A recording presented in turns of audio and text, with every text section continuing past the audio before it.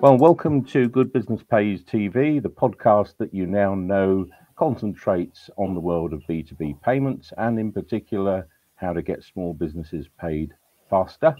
And we're speaking on a very busy week, actually a week of change. We've had the Chancellor of the Exchequer talk about tackling late payments.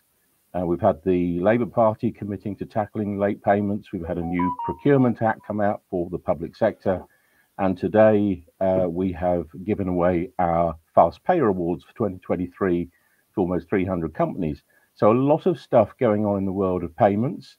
And who better to speak to and ask some questions about than all of that than Michael Ryan, who has many hats actually, but one that you'll probably know is that he edits Finance Transformation magazine, which is a terrific publication for the finance function, but also does a lot of other things too. So, Michael, welcome. And can you tell us all about your many hats and the things that you do as a starter? Thanks very much, Terry. Welcome to your audience. I'm a consultant. I've been a finance transformation consultant for the last 20 odd years or so, specialising in shared services. I either tend to run the finance function to change it on behalf of the client, or I advise it in terms of how to set it up, restructure it, etc., how to improve it, how to aim to be best in class. What you're looking at over my shoulder is the banner for the consultancy, which is Finance Transformation UK. And it has, as Terry has alluded to, spawned Finance Transformation magazine, the recent edition of which was launched there just a week ago. And Terry, indeed, and Liz Barkley, the Small Business Commissioner, have graced the magazine and indeed its cover during the course of 2023. So I'm a consultant, I suppose. I'm an accountant by profession. I'm a change manager from a DNA perspective, I would say. I'm forever leading change. I happen to be a magazine editor, I'd say, pure by chance. We founded it in March 2020 when COVID hit, as a means to just, make our positive contribution. And 3 years later, not only is it still going, but it's moved into a digital video version, which, as I said to you, we released last week. And over these 3 years since you started the magazine, the community, the business, what's changed for the world of CFO and finance directors? What are they worried about now versus what they were worried about then? It's an interesting one. What I say they're worried about something different to what they were worried about then? I would say not, actually. I would say that the COVID period, the lockdown periods, were an aberration that most people don't expect to see repeated. So I don't think it has actually changed their priorities. I know if you're selling technology solutions, you will always say you need to be on the digital transformation agenda, everything needs to be automated, etc., etc., etc. But to be honest with you, I think most finance directors and CFOs stick to the same principles they had before COVID. I don't think that has actually changed. And obviously, one of the biggest challenges in running any business is ensuring that its cash management is done effectively, which brings us full circle to what all Good Business Pays is about and the work being done by Liz Barkley as a Small Business Commissioner. How do we bridge the gap between the type of businesses that I deal with from a finance transformation perspective and what their priorities are, down to ensuring that small businesses are paid? And I don't think that has really changed in terms of the priorities of the FD is concerned. I think what's happened is that people like yourself have come along and shone a light on what is what can be an emotive subject. If you're a small business owner and you're not getting paid, you're staying awake at night, you're worried, the effect is far greater than if you're actually running a finance function and you're paying thousands of suppliers every week or every 2 weeks. The effect on you is different. So I think what's happened, and you've mentioned all the legislation which has come along and all the attention which has come along and the support of the various political parties to ensuring that small businesses are paid on time, I would have said the single biggest change since 2020 is the initiative you've led yourself, which is to create the Good Business Pays community, the Good Business Pays award winners, which I think you announced today. And indeed what you highlighted recently as well, which are the laggards. And that's a nice way of putting it. The slow payers, the ones that are ineffective, the ones that largely we suspect are potentially doing it deliberately. and those that are just doing it because they're ineffective and inefficient. So I actually think, the change on everyone's horizon is the fact that you and Liz have brought, I think, a combined effort to this by accident or by design, which has put this focus in the spotlight and is doing it in the right way, and actually, well, it appears to me to be highly effective way of doing it. Well, you're certainly right about, well, many things, but one thing that I do pick up on is how finance tend to do things the way they've always done them. Yeah. I post on Good Business Pays channels newspaper cuttings from 50 years ago that say how awful it's taking us almost 50 days to get paid. Here we are 50 years later with all of this wonderful technology in place and better processes, and we have much longer terms than that even. How does that happen when the technology is there to make things go faster? Well, I think it's two things. It's like I said, I don't actually think anything has changed. Everybody, when asked what's the top three priorities of the CFO, will throw the digital transformation agenda into it. Actually, I don't in any way believe that that's the number one objective of any CFO, to be perfectly honest with you. And the challenge that they face is that there is such a plethora of digital solutions, and it's very hard to see the wood for the trees. So they make a commitment to automation. They make a commitment to, what we would call almost consulting 101. Yes, we want an effective process. Yes, we want an efficient process. We want a carbon reporting process. We want all of these things. When it will come as part of whatever technology project we are delivering, it's not necessarily the most burning platform priority that they have. And I think we also need to be realistic based on the jobs that they hold. I wouldn't necessarily expect it to be here. So how do we then, so I'm assuming, or maybe I'm wrong, but I'm assuming then that the top priority for a CFO is to hang on to the money for as long as possible. Obviously depends on the type of business concern and the challenges they face and the overall state of the economy. But I would say everybody who's handed such a position of responsibility, their job is to protect what it is that belongs to the business. And they will look at that in the most effective way from their own side of the table. I think what does happen with the whole payment debate is that you probably end up with, I think, shining a light on it and having the reporting that's performed. So I think we started off back in 2019 with the Cabinet Office setting out the payment reporting requirements that it wanted. And what you've highlighted in the last 18 months is the extent to which since COVID that has kind of fallen into disrepute and is not being adhered to and is not being completed and so on. So there's no enforcement loop going on. So we went in and we wanted to run a transformation program. The most important thing in getting anything changed is to be able to measure it. How does it perform now when we say that it's not performing well? And how will it perform in 9 months or 12 months' time so that we can prove that it's performed well? And actually the same thing applies to the payment reporting practices which go on. So the exercise that you do to highlight all of this puts in effect a publicity control loop into this. And that in essence, I suppose, it drives behavioural change, because what you want is the board to actually take seriously that this challenge should be met. So you score it, you then publicly highlight it, you then raise it at the right strategic level, at the right level of government and so on in order to gain greater awareness to it. And I think you're driving change as a result of that. But I don't think change will come about for this topic any faster than it comes about for any typical transformation program and the objectives we have. So we might run a change program for a period of time of 12 to 18 months, but we can't force somebody to do something. So the embedding and the adoption of change actually takes a lot longer. So I think what you've done is you've held up the mirror in order to show there are the scores on the doors. This performance level isn't good enough, so you shine a light on it, and you're encouraging the change. That change will take a degree of time. And during that period of time, there will always be the outliers. There will be the terrible results. There will be the companies that are not taking it seriously at all. And there are the companies that are actually going to have occasional instances in which some small supplier goes through the wall as a result of this. Okay?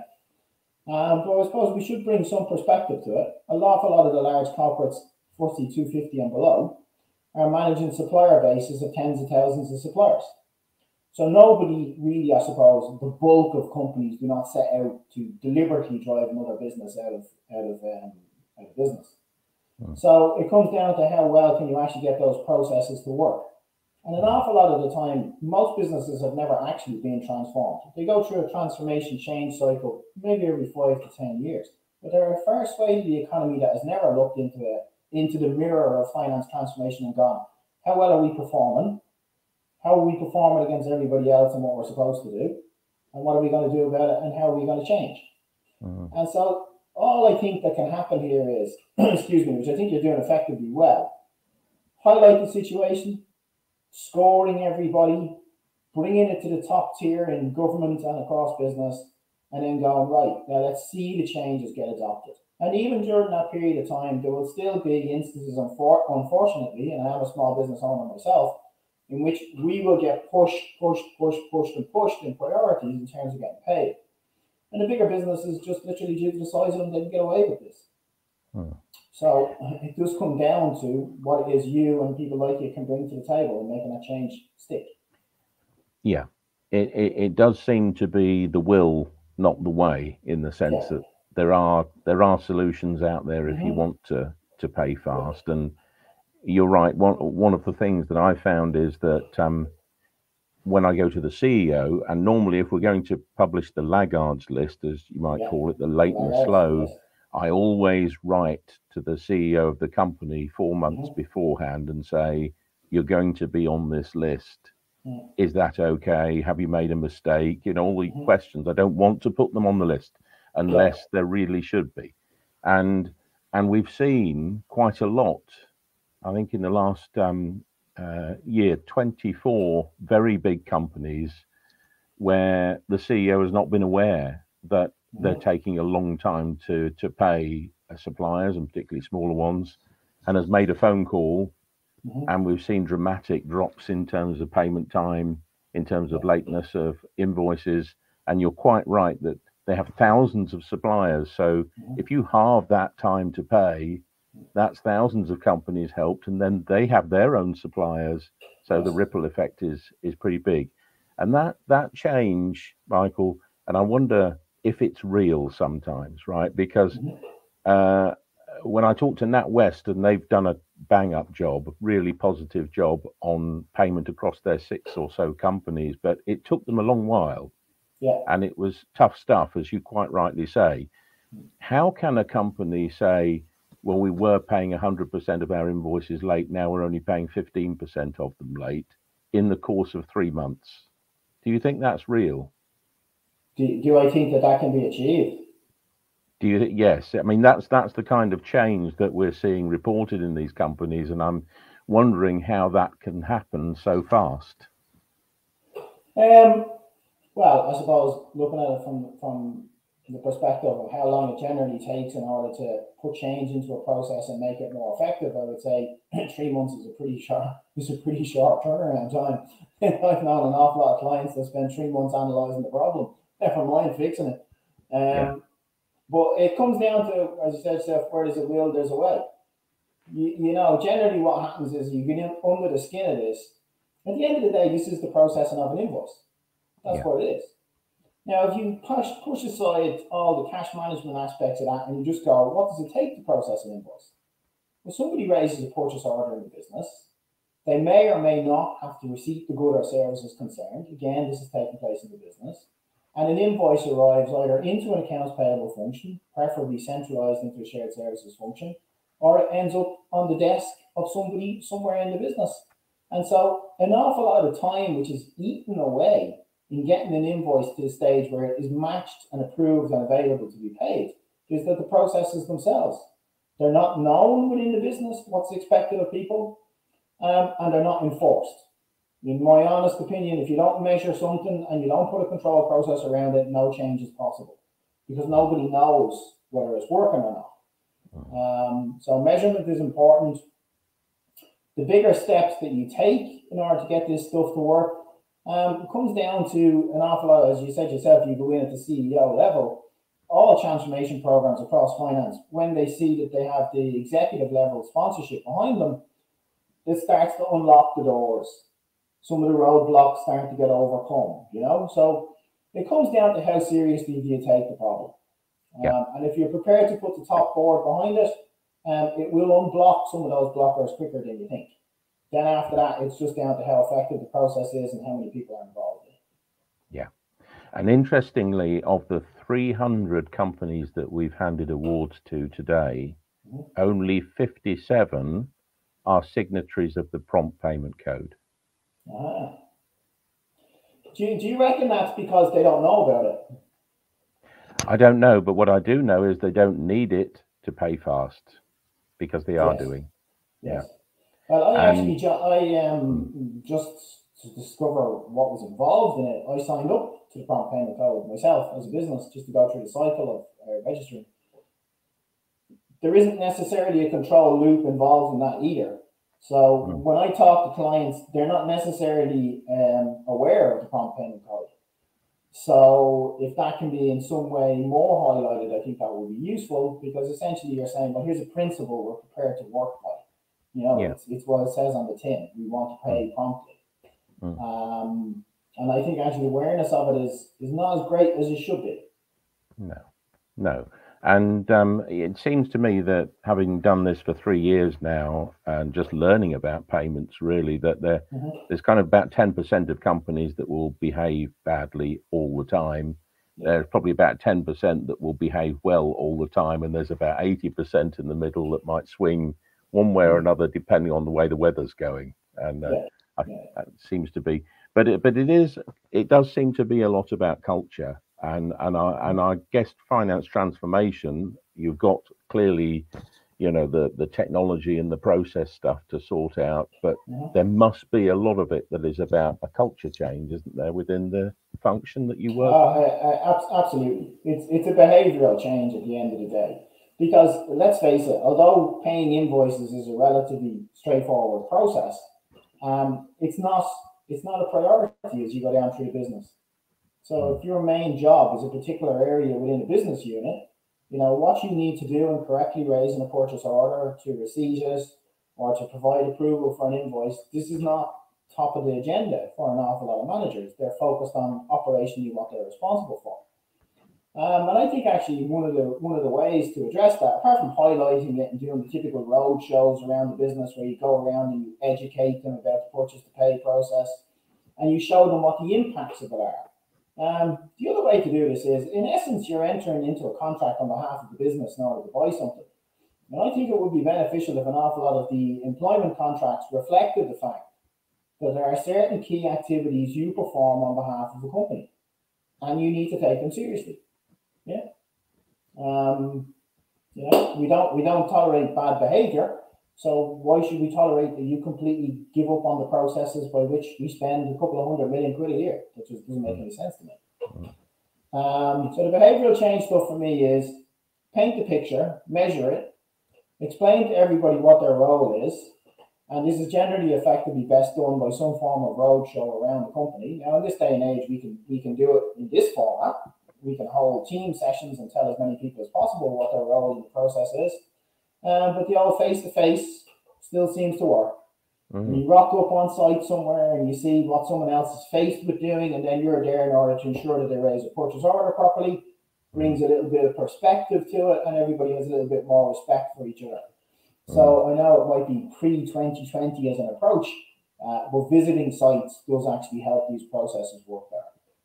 And when you're trying to transform a large finance function, let's say there are lots of geographic locations across the country, people spread across, and you've got a big change like this to make. Let's say the CEO says, we want to pay all of our suppliers in 30 days. That calls for a whole set of different things to happen. Is it your sense that it's still best to do those road shows, run that change program and change those people, or to actually change the people? And I know shared services is something that you do, but to actually bring in some specialists that just know how to do that. Is that a better way to do it? If we were faced with a situation where the business itself, let's say, for example, it's a distressed business, so it needs to sort a few things out, I would do two things. So the educational piece works for a settled business, okay, one that's not under immediate financial pressure itself. If you want to drop consultants in to look at one of these processes and fix them very, very quickly, but it doesn't matter whether you use external consultants or whether you devote project managers out of your own business. The single most important thing is to be able to get hold of the data.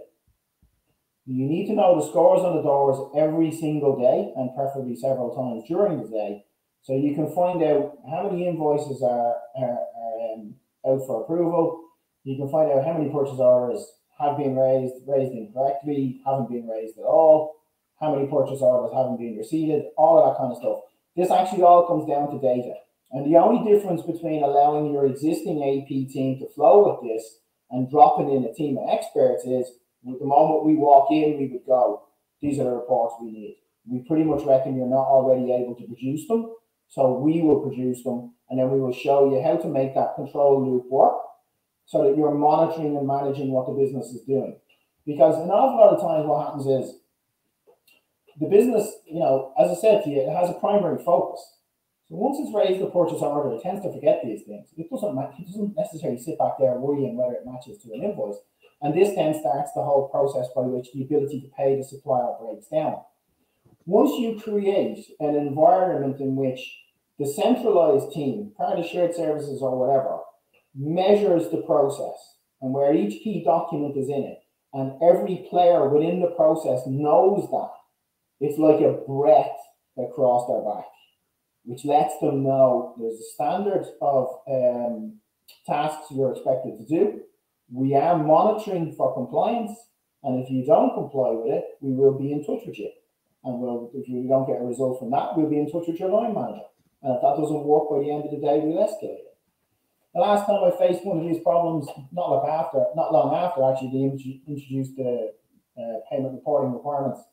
I think I had an email going across the business to about 300 to 400 people, but it was copied to the CFO of the business, so everybody could see this. So really and truly, no matter what kind of problem you're trying to solve, measurement is absolutely key to it. Extract the data, turn it into something that everybody can easily see at a glance so they know what they have to do, and prove that you're prepared to hold a line which says there's a process to be followed. You will follow it, you will adhere to the rules within it, and you will ensure that we're capable of being efficient and effective. And what happens in the majority of business, say the 80% you referred to earlier, they've lost control of that. Okay? People just come in, they do their jobs, they get on with what their main focus is, they don't look at the bigger picture, so they don't know how poorly they're performing and paying suppliers in every single business unit, and they don't know the impact or effect of doing that. So sometimes a transformation program doesn't have to be the implementation of a new ERP system. It can just be that we stop, look in the mirror, see how effectively we're performing the existing processes we're responsible for, and go, how well should we be performing them, and what does it take to do that? It doesn't take a system. It just takes focus, extract the data, report on it, and be prepared to back it up. Now, you understand the culture of the finance function and the people that lead it. So here's an interesting question that we're trying to challenge ourselves with, wrestle with, I think is probably the right phrase. So when the regulations, you're talking about the importance of data and performance reporting, when they were introduced in 2017, there were some 11,000 companies that the Department for Business and Trade, wasn't called that then, said were eligible to report their data every 6 months. Every year since then, the number of companies that report has gone down and down. It's now just over 5,000 companies, so only just over 50% of companies that should be reporting are reporting. And that's a statutory duty, by the way. The rate of stopping reporting has gone down since we came into existence at Good Business Pays. And my hypothesis is that it's a pain in the backside to collect a lot of this data in the first place. It's a lot of work. Companies thought that when they sent it in, nobody ever looked at it anyway, which was probably true. And now when they do look at it, Good Business Pays puts them in the newspaper for crappy, sort of payment statistics. So what's the incentive to do it when there's no penalty for non-compliance, no one went to prison, anything like that? So what do you think's going on here? Are people just not bothering because it's too much hassle and they think, why get in the paper, or nobody bothers?